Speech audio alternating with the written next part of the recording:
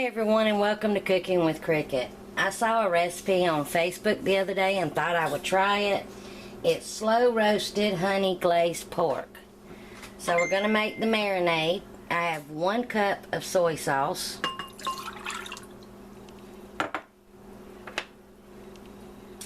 around 1/4 of a cup of chopped scallions, 3 tablespoons of minced garlic, and 1/4 cup of white granulated sugar. Mix this up. Now I have some pork loin ribs, and it doesn't have any bones in it, and it wasn't cut all the way through, but that's what you want to do. We want to split it some and then go this way so the marinade can get down in the meat real good. Set it down in our container. We're going to pour our marinade all over the top of it. Get down on the bottom of it. Now I'm going to cover this and let it marinate for an hour. And since mine is already thawed, I'll let it marinate in the refrigerator. In my pan, I've chopped up some potatoes, fairly thick. I added some olive oil, some salt and pepper, and I use kosher salt, and some parsley and a little bit of paprika. I have them on this side of the pan. And I'm going to put our marinated pork on the other side. Now after this cooks for a while, if I have room, I'm going to put some asparagus right here. If not, then I'll just get another pan. I'm going to spoon a little bit of this marinade over.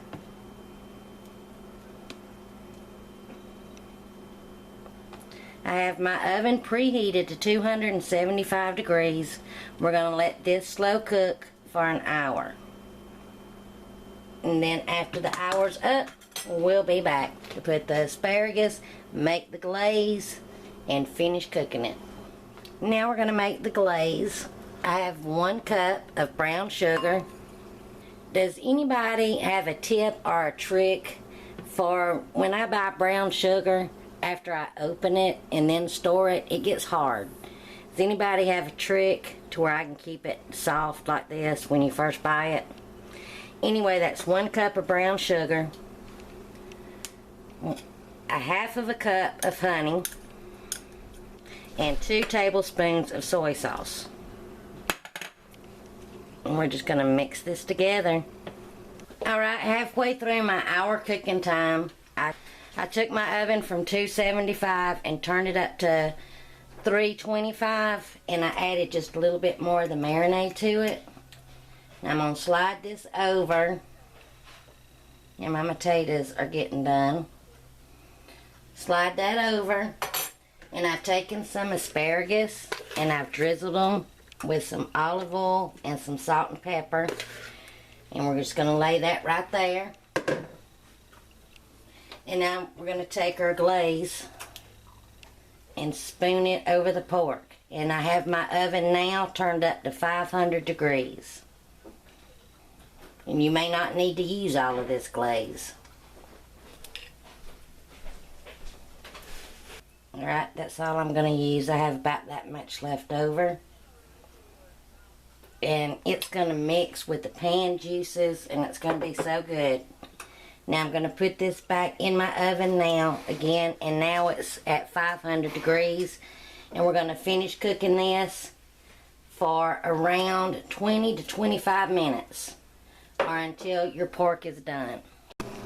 Alright, I took mine out of the oven. It was in there roughly 20 minutes, and I did cut into the center of my pork to make sure it was done. Now let me get it plated up, and we'll be back. And here's our plate. And all the pan juices, I poured it in a little bowl, and I'm just combining them right here. And just save that. Pour it over your glaze. Please stop. Just save it and pour it over your pork.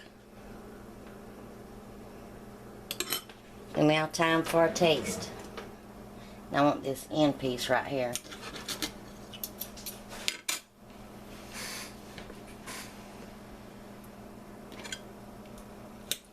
Very good.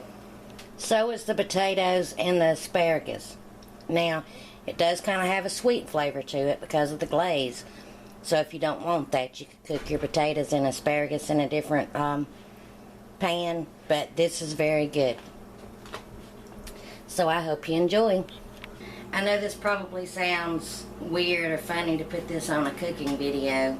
And if you don't want to watch anymore, you don't have to. That's why I'm putting it at the end of it.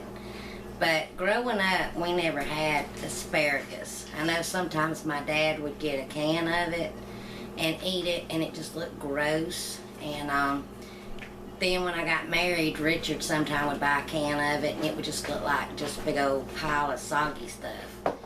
And I didn't ever want to try it. So I seen a lot of recipes of fresh asparagus, and so I decided I wanted to try it. But I wanted to cook it my way. So I didn't know that it affected what I'm about to say. So I bought a couple of batches of it, brought it home, cooked it. We all ate it. It was real good. I loved it. So, and it was the first time that my kids or my nephew had fresh asparagus. Richard's had it before, but he didn't warn us. So the next morning when I got up, Richard was in here cooking breakfast and was getting ready to go to church. So I went to the bathroom.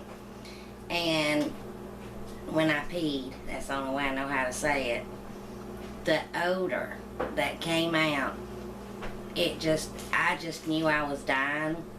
I'm like, something is terribly wrong with me. I need to go break the news that I need to go to the hospital because something's wrong.